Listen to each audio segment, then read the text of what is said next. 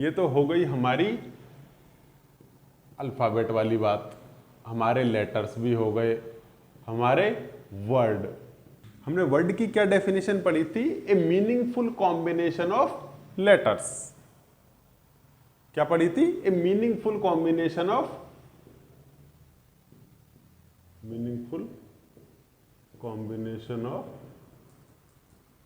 Letters. ठीक है, अब उसका एग्जाम्पल था हमारा बॉय।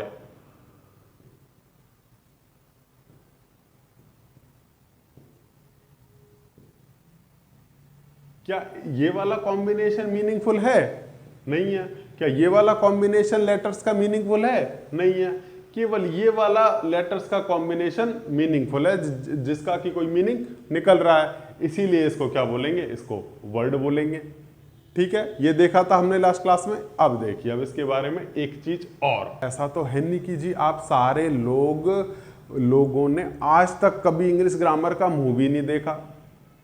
भाई अगर आप इस जगह हो, मेरे सामने हो, कॉम्पिटिटिव एग्जाम की तैयारी कर रहे हो, मतलब आपने इंग्लिश ग्रामर पहले पढ़ रखी है, बिल्कुल पढ़ रखी है। तो ऐसा तो है नहीं कि पहली बार पढ़ रहे हो। तो मेरे को आप एक बात बताइए, क्या आपने ये वर्ड सुना है?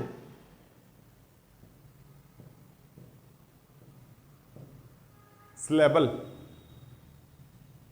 किस किस ने सुना है? आपने सुना है? गुड। स्लेबल क्या होता है? स्लेबल मीनिंग पता है इसका, या सिर्फ सुना है? मीनिंग पता है स्लेबल? कोई बात नहीं, चलिए देखते हैं। मैं एक एग्जाम्पल लिखता हूं आपके सामने, यही ले लेते हैं, बॉय। दूसरा एक सिंपल सा एग्जाम्पल, काऊ। तीसरा लिख देते हैं आम।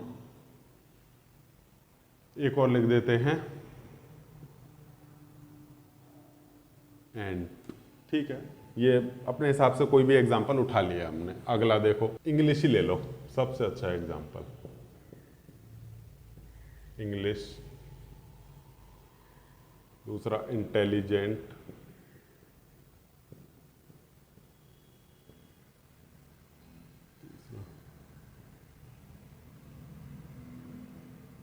Facebook, YouTube. आप लोगों के फेवरेट चीज भी डाल दी है इसमें। ठीक है, क्या लिखा मैंने? बॉय। दूसरा क्या लिखा मैंने?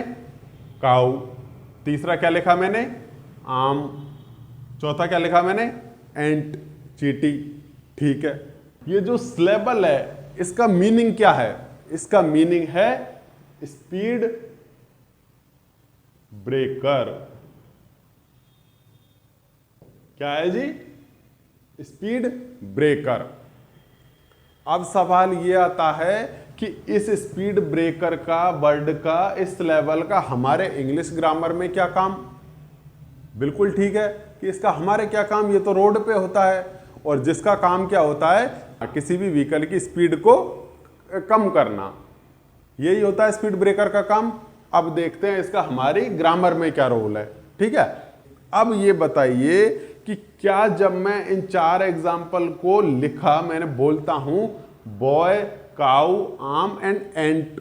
ठीक है, तो अब मुझे ये बताइए, जैसे मैंने बोला बॉय, तो क्या मेरे गले की स्पीड ब्रेक हुई? हुई मेरे गले की स्पीड ब्रेक? हम बोल के देखो, प्रैक्टिस करके देखो, बॉय। हुई स्पीड ब्रेक? नहीं हुई, नहीं हुई। दूसरा काऊ, क्या कोई स्पीड ब्रेक हुई? नहीं हुई। तीसरा आम, क्या कोई स्पीड ब्रेक हुई? नहीं हुई। एंट में भी नहीं हुई। ठीक है, हो गया। अब आगे चलते हैं। अगला एग्जाम्पल है हमारा इंग्लिश। क्या है? इंग्लिश। अब इसको बोल के देखो, इंग्लिश। क्या स्पीड ब्रेक हो रही है इस जी पे आके? इस इंग्लिश को बोलते टाइम क्या जी पे आके स्पीड ब्रेक हो रही है हमारे गले की? बिल्कुल हो रही है। कैसे? इंग अलग, लिश अलग, तो स्पीड ब्रेक हो रही है जी। दूसरा इंटेलिजेंट। क्या ऐसा नहीं लग रहा कि इसमें तो इन के बाद टेली के बाद 2 बार स्पीड ब्रेक हुई है? इन अलग है, टेली अलग है, जेंट अलग है, हुई स्पीड ब्रेक। तीसरा फेसबुक, ऐसा नहीं लगता फेस अलग है बुक अलग है, स्पीड ब्रेक हो रही है। चौथा यूट्यूब, यू अलग है और ट्यूब अलग है, हमारे बीच में स्पीड ब्रेक हो रही है। ऐसे वर्ड्स जिनको बोलते टाइम हमारे गले में स्पीड ब्रेक होती है उनको कहते हैं सर पॉली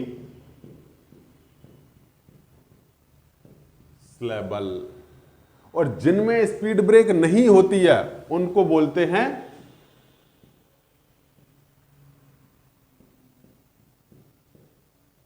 मोनोसिलेबल।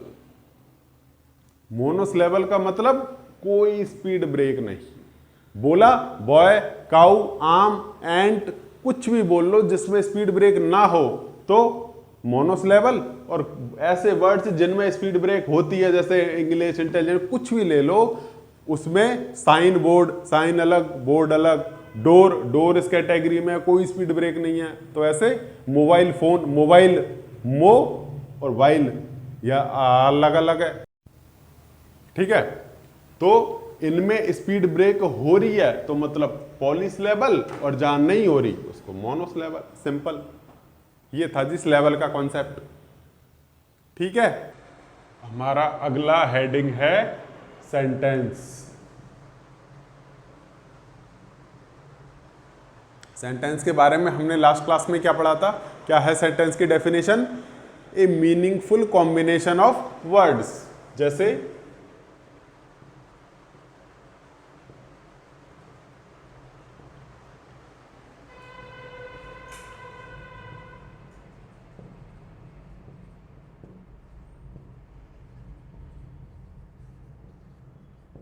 ये देखो, एक कॉम्बिनेशन, यहां पे ये वर्ड, ये वर्ड, ये Salman, is, actor, actor. Word तो सेम है, जो वर्ड यहां पर है वही वर्ड यहां पर है, लेकिन इसका जो कॉम्बिनेशन है वो क्या है? An Salman is actor. क्या ये सुनने में ठीक लग रहा है कि एन सलमान एक्टर इज? नहीं लग रहा, बिल्कुल। तो मतलब ये गलत है। और ये सलमान इज एन एक्टर, क्या ये सुनने में ठीक लग रहा है? हाँ, बिल्कुल सही लग रहा है ये। तो ये अब यहां पे वर्ड तो सेम है लेकिन इसका कॉम्बिनेशन अलग है, इसीलिए इसको रखते हैं सेंटेंस की कैटेगरी में। और ये हमारा कोई सेंटेंस नहीं है। ये हमारी सेंटेंस की डेफिनेशन। अब देखो जी आगे, आगे क्या होता है? हमने लिख दिया सेंटेंस, ये हो गया। अब हम इस सेंटेंस को कितने पार्ट में डिवाइड करेंगे? आगे हेडिंग डालो part of sentence.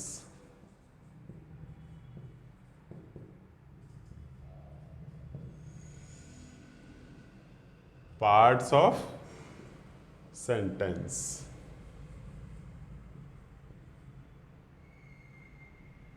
Parts of sentence कितने टाइप के पार्ट होते हैं? 2 टाइप से डिवाइड कर सकते हैं हम किसी भी सेंटेंस को। कितने पार्ट्स में? 2 पार्ट्स में। कौन कौन से? पहला सब्जेक्ट,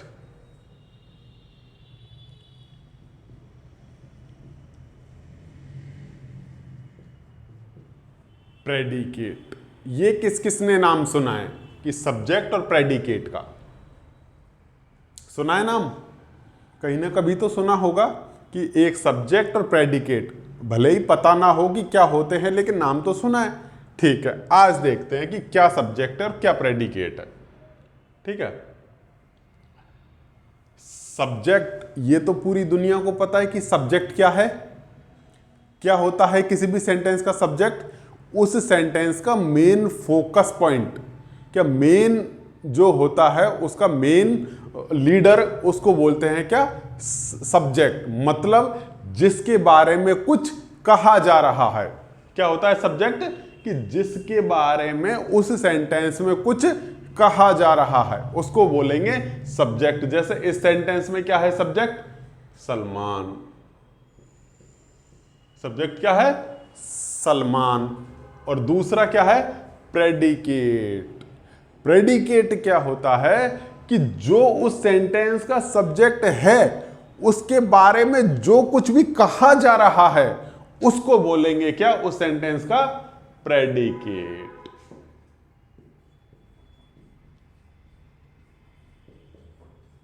ये है जी प्रेडिकेट। क्या समझ में आया? ये एक सेंटेंस है, सलमान इज एन एक्टर। इसमें अब किसी भी सेंटेंस को दो टाइप में डिवाइड करते हैं, एक सब्जेक्ट, एक उसका प्रेडिकेट। सब्जेक्ट होता है कि जिसके बारे में कुछ कहा जा रहा है, और प्रेडिकेट होता है कि जो कुछ कहा जा रहा है उस सब्जेक्ट के बारे में, उसको कहेंगे प्रेडिकेट। तो यहां पे सलमान तो है सब्जेक्ट और इस सेंटेंस का प्रेडिकेट है इज एन एक्टर। ये है जी, ठीक है। एक और एग्जांपल देखें, ये है हमारा नेक्स्ट एग्जांपल। क्या है? Kohli pledge cricket very well. क्या मीनिंग निकलता है इसका? कि कोहली बहुत बढ़िया क्रिकेट खेलता है। ठीक है। अब हमने अभी देखा था कि सेंटेंस को दो टाइप में डिवाइड करते हैं, दो पार्ट में डिवाइड करते हैं, एक सब्जेक्ट, दूसरा उसका प्रेडिकेट। तो क्या है इस सेंटेंस का सब्जेक्ट? कोहली। सब्जेक्ट क्या होता है? कि जिसके बारे में कुछ कहा जा रहा है, वो कौन है? कोहली जी। और क्या कहा जा रहा है? क्या कहा जा रहा है? कि भाई वो क्रिकेट बहुत अच्छा खेलता है। तो ये क्या हुआ इसका? Predicate.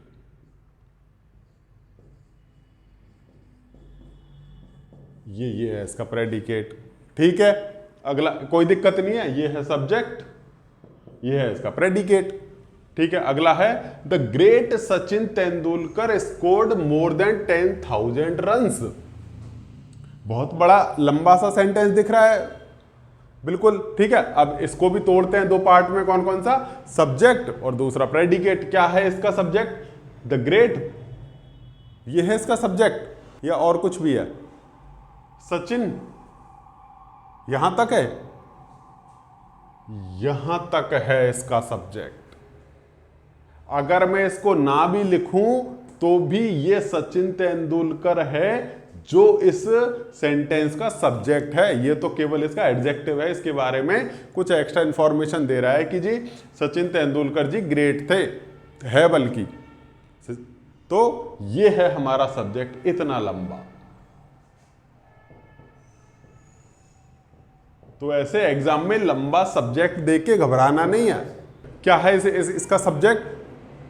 The great Sachin Tendulkar. इतना लंबा है इसका सब्जेक्ट। और सब्जेक्ट के आगे जो कुछ भी कहा गया है, क्या कहा गया है? Scored more than 10,000 runs.